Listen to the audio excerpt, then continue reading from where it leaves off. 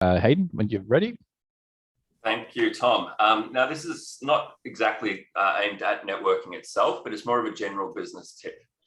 It's something that I came across about 12 months ago, the concept of the default diary, and it was really been a game changer for me. And what it's helped me to do is become the master of my own time. And Darren, on to the next slide, please. Now, what is the default diary? It's a specific plan for your diary to look at your important, your critical or your repetitive tasks throughout the week. Now, I look at it as a plan for my ideal week, just to make sure that my time is allocated and I don't get pulled off to other tasks when I need to do other important critical tasks. The goal of the diary itself is to block time out in your diary to provide a framework or a guide for how your ideal week should look. And also incorporates other items in there, which, things like breaks and social time as well. So to get started with a default diary, I needed to sit down and work out which tasks require my attention. And they might be sales, they might be marketing, they might be finance, there might even be things like social engagements as well, just to keep, a good work-life balance.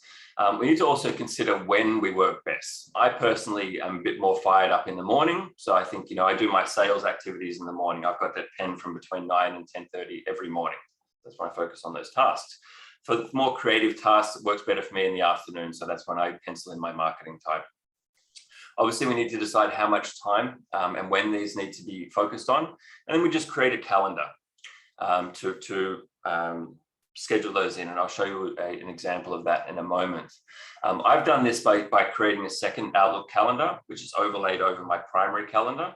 And the reason for doing that is because a lot of people book time directly in my calendar. And if I used my primary calendar as my default diary, then it would all be full and no one would ever be able to book time with me. Thanks, Darren. So this is an example of a default diary. So in this particular example, you can see they've penned in time for marketing, penned in time for catching up with prospective clients and partner meetings. They've got their tasks at the end of each day to look at their daily KPIs and plan for the next day, which I think is a great thing to have at the end of your day.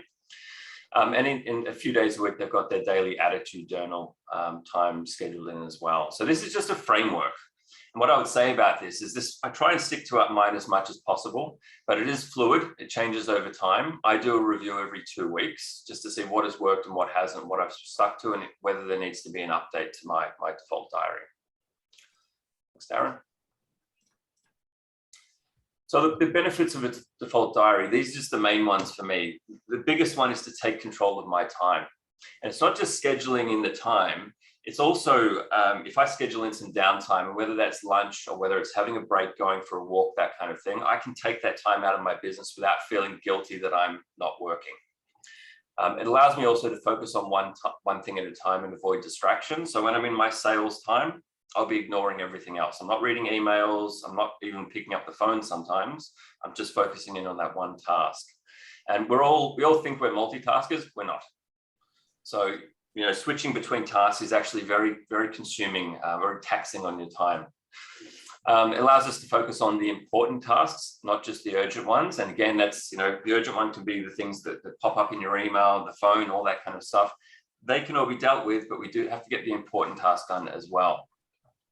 And the last one kind of fits in as well to what I've been talking about, is just avoid doing blindly what comes up. So stopping yourself from getting distracted by those incoming things, people coming over to your desk, whatever it may be. Thanks, Darren.